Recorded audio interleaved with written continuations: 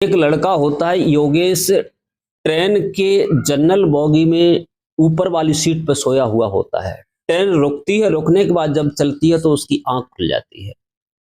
आंख खुलने के बाद जब वो देखता है तो नीचे वाली सीट पर उसकी पत्नी, जो 6 साल पहले उसके तलाक हो चुकी थी, वही बैठी हुई है।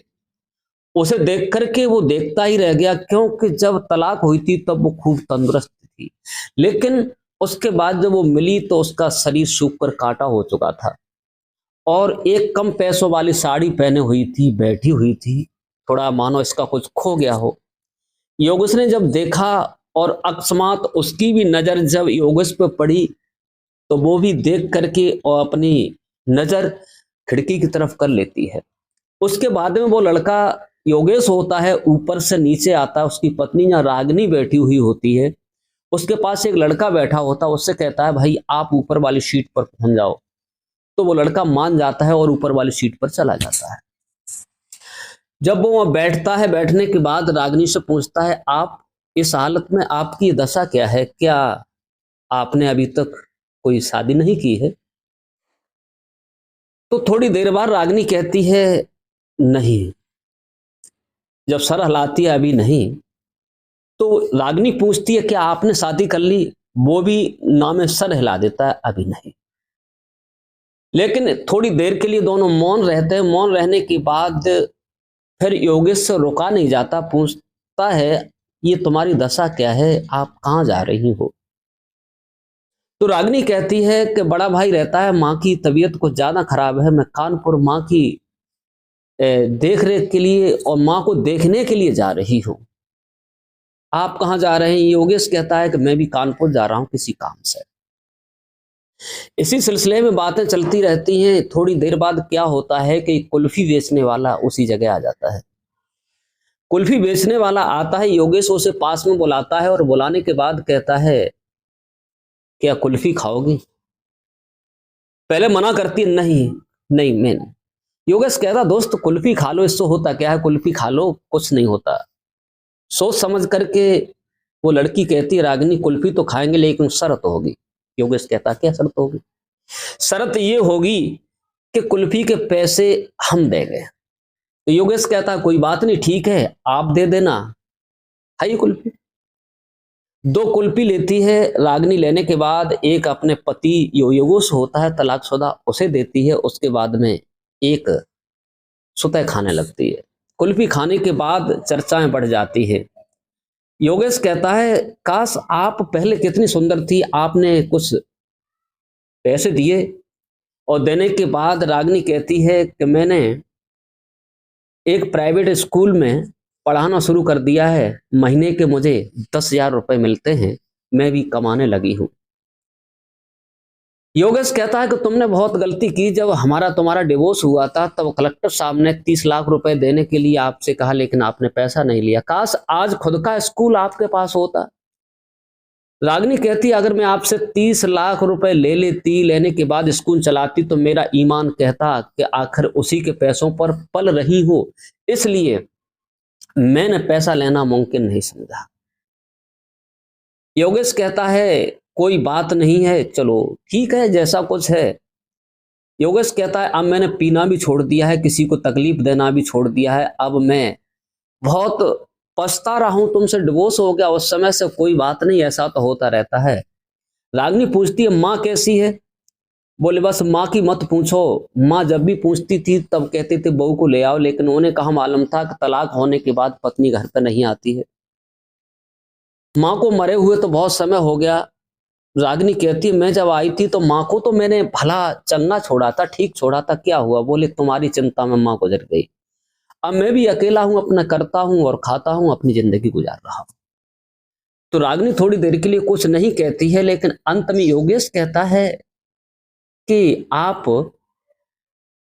क्या करती हो, कुछ करना? बोले कुछ नहीं, बस कॉलेज में पढ़ाई करते हैं, इसी से अपना गुजारा करते हैं। बोले हमसे बहुत भूल हुई जो हमने आपको बहुत ज्यादा समझ नहीं पाया और आपकी हर समस्या का समाधान मैंने दूसरी तरफ निकाला, इसलिए इतनी दूरियां बढ़ गई। मैं अब बहुत तुम्हारी जैसी पत्नी को पा करके कोई मूर्ख ठुकराएगा नहीं, जो हुआ वो हो गया। लेकिन रागिनी भी समझ रही थी कि योगेश के दिल में कुछ और चल रहा है, लेकिन योगेश भी समझ रहा था कि रागिनी कुछ कहना चाहती है लेकिन कुछ शर्मा रही है। बोले ठीक है, गुजर तो हो ही रही है। धीरे धीरे बातें करते करते कानपुर स्टेशन आ जाता है, दोनों उतर जाते हैं। योगेश पूछता है कि कल आप कितने बजे वापस होंगी, कब आओगी लौट करके? बोले आज रात को रुकूंगी माँ के पास, सवेरे घर को लगभग 8 बजे मैं आ जाऊंगी। इसके बाद में योगेश कहता है कल आ जाना, तो 2 टिकट हम ले लेते हैं। बोले नहीं, आप तो जनरल बॉगी में चलने वाले नहीं, आप तो रिजर्वेशन, बोले रिजर्वेशन करवा लिया फिर भी आप नहीं चले। तो वो अपने चली जाती, कहती ठीक मैं कल 9 बजे यहां मिलूंगी आपको। योगेश होता है चला जाता है, जिसे अपना काम करना था अपना शेड्यूल बदल देता है। बदलने के बाद और वो काम अपना निपटा करके और 8 बजे रेलवे स्टेशन पर आ जाता है। लेकिन रागिनी काश वो 10 बजे आती है। 10 बजे आने के बाद योगेश भाई मिलता है, पूछती है आप नहीं गए? बोले आपके इंतजार में नहीं गए।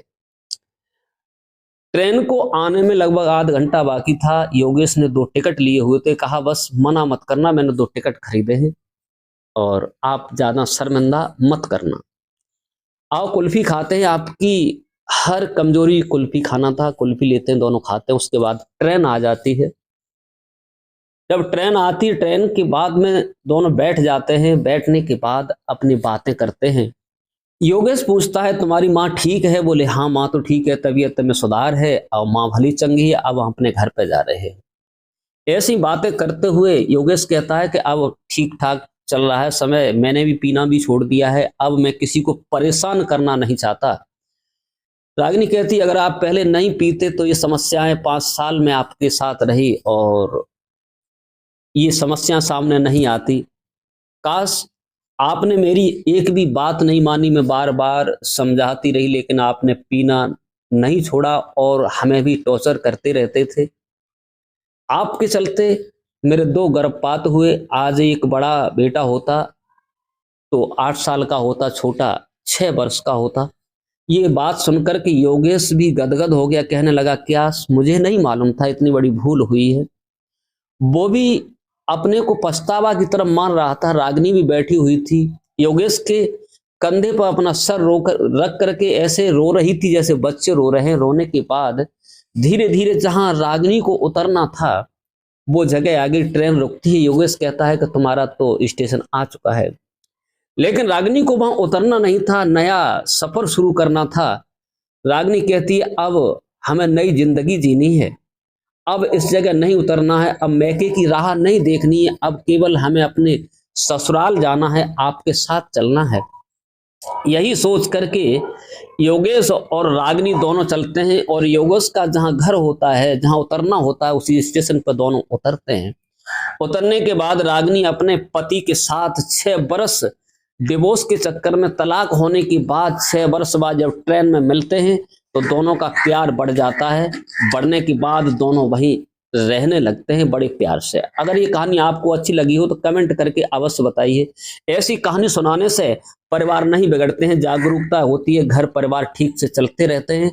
और इस प्रकार इस कहानी को सुना करके आप लोगों को परेशान करना नहीं, आप लोगों को टॉर्चर करना नहीं, केवल आप लोगों को सचेत और जागरूक करना मेरा मतलब है। बने रहिए।